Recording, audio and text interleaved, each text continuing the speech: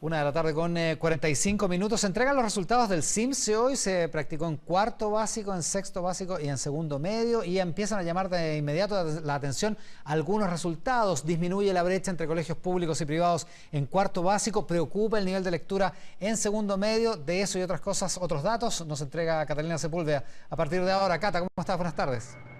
¿Cómo estás, Iván? Muy buenas tardes.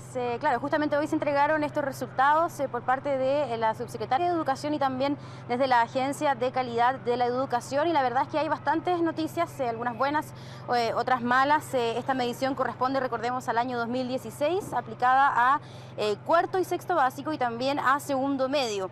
Y se realizaron las pruebas del CIMSE, es decir, matemática, comprensión lectora y también historia y ciencias naturales. Y también se midieron los indicadores de desarrollo personal y social.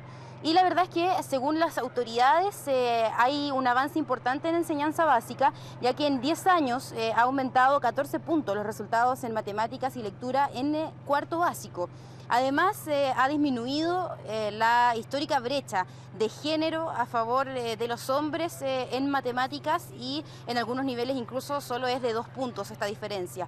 Y además se confirma una reducción de la brecha socioeconómica gracias al alza en 17 puntos en matemáticas y 12 en lectura de los estudiantes de los sectores más vulnerables.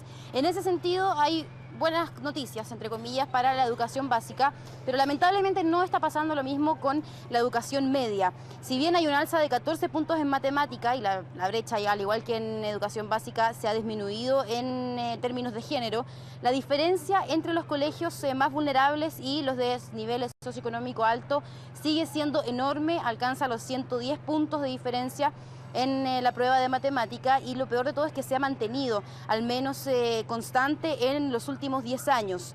Eso es en matemática. ¿Qué pasa en lectura?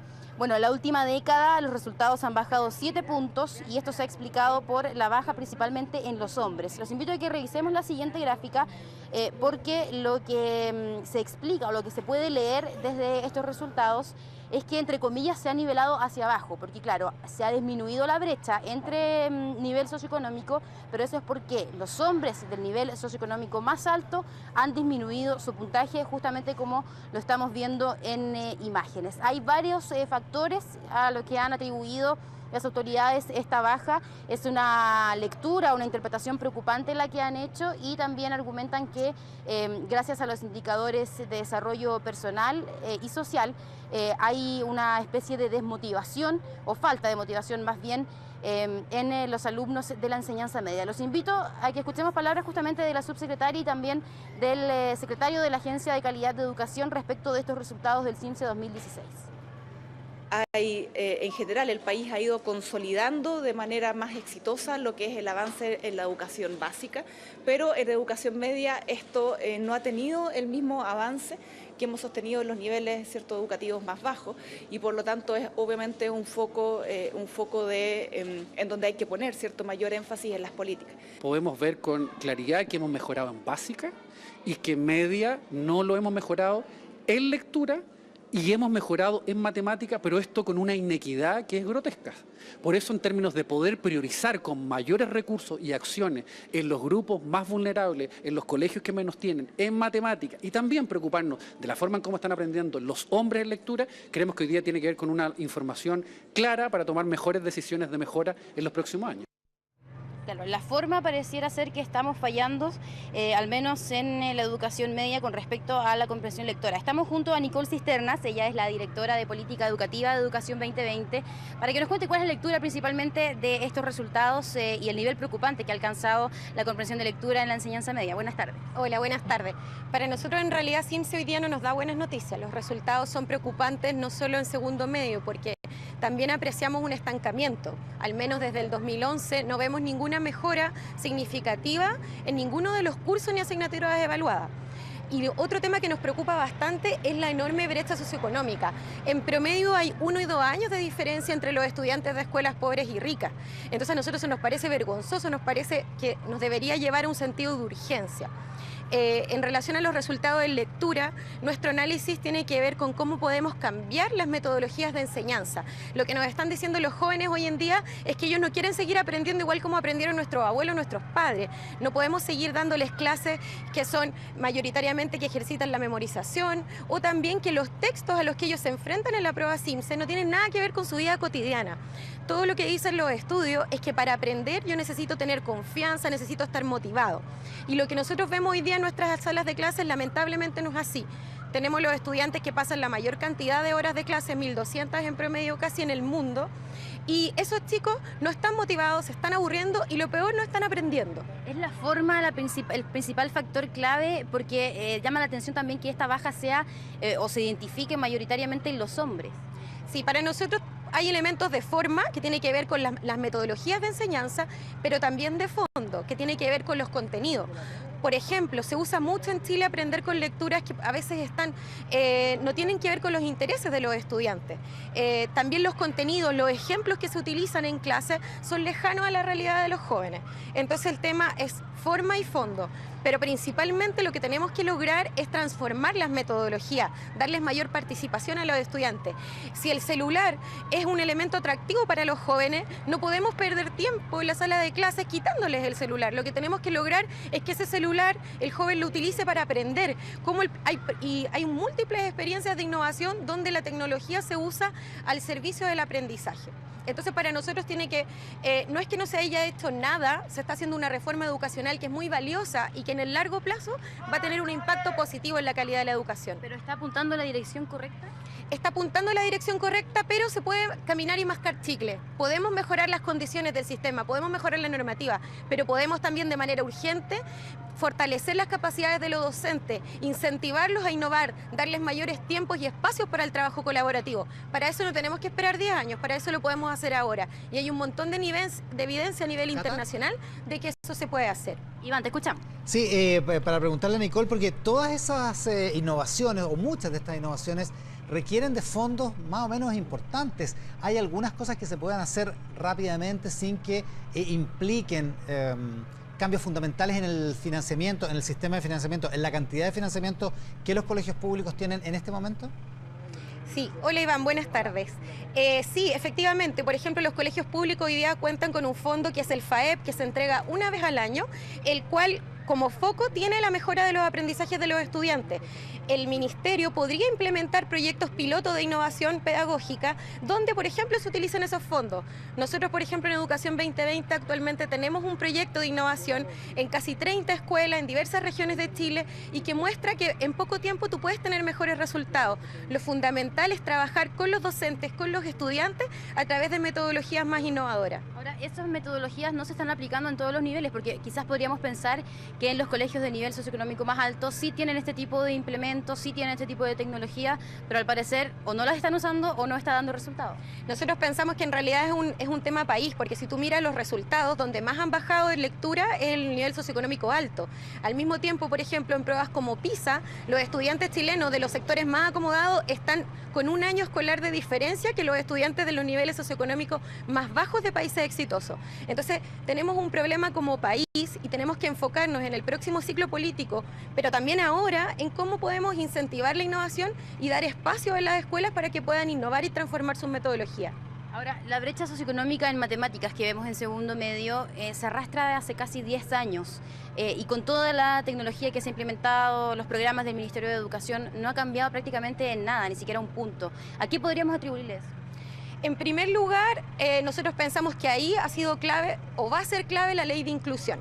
Nosotros en Chile somos el segundo país con la educación más segregada en el mundo y hemos implementado políticas que han aumentado esa desigualdad y esa segregación. Por ejemplo, el copago, el lucro y la selección.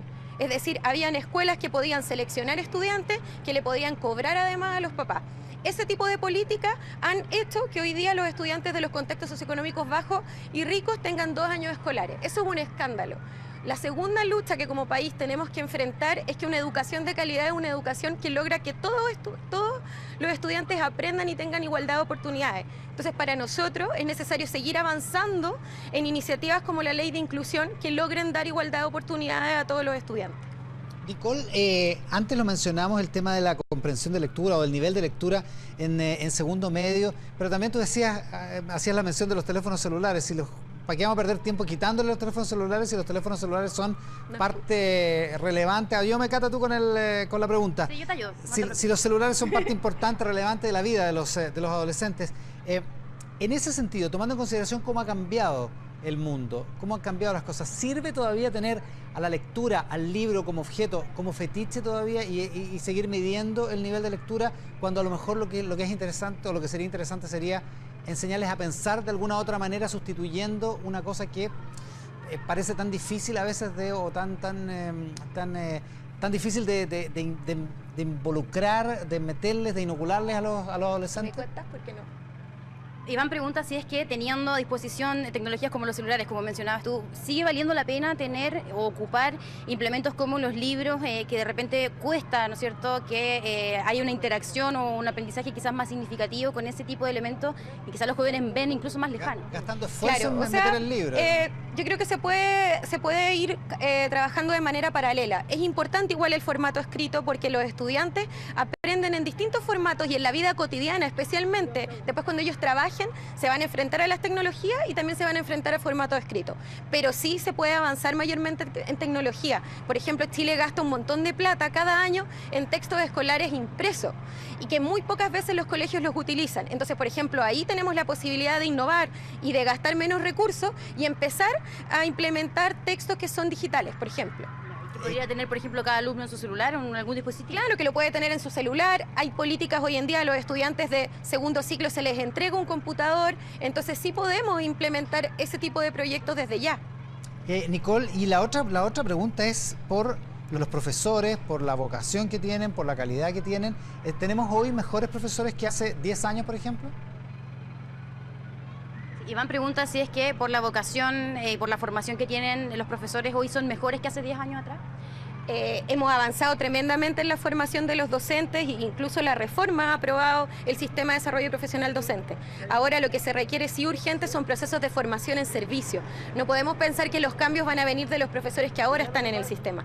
Y ahí, por ejemplo, lo que yo señalaba, la experiencia nuestra en Educación 2020 con proyectos de innovación como redes de tutoría, por ejemplo, que incentivan el interés de los docentes y cómo ellos pueden promover en los estudiantes la curiosidad, la motivación, son ejemplos de políticas públicas que son costo efectivas y de alto impacto y que se pueden hacer de manera rápida. Pareciera ser que hay muchos actores, ustedes por ejemplo, que tienen la película bastante clara. ¿Por qué cuesta tanto avanzar hacia allá? ¿Cuánto tiempo demoraría? ¿Es el dinero, los recursos la principal traba? Para nosotros en realidad es porque han existido prioridades en las políticas públicas que son necesarias. Era necesario avanzar en ordenar la casa, en ordenar el sistema, en generar ciertas normativas que permitan una igualdad de condiciones entre las escuelas, pero a la vez eso no justifica que no se avance en innovación.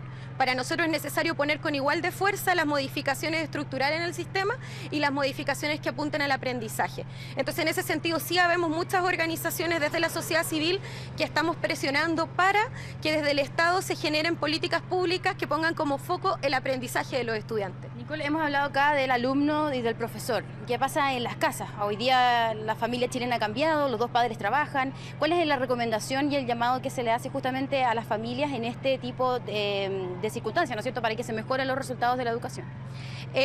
El tema, por ejemplo, de la lectura, del gusto por estudiar, tiene mucho que ver con los hábitos que existen en las casas.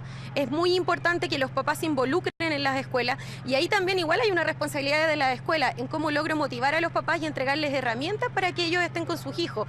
Muchas veces llamamos a los papás a las escuelas para la kermés, para la plata o para retarlo. Entonces es importante que los papás también sepan cómo poder estudiar con sus hijos y que la conversación en las casas también esté centrada en la lectura, en cómo aprendemos. Ahora también ahí como país tenemos un problema grave que tiene que ver con la extensión de las jornadas laborales, con los tiempos de transporte. No podemos cargárselo todo a la escuela o a la familia. Hay temas que son ya a nivel de país que tenemos que empezar a conversar. Perfecto, Nicole, te agradecemos por toda esta información, por su punto de vista, por supuesto.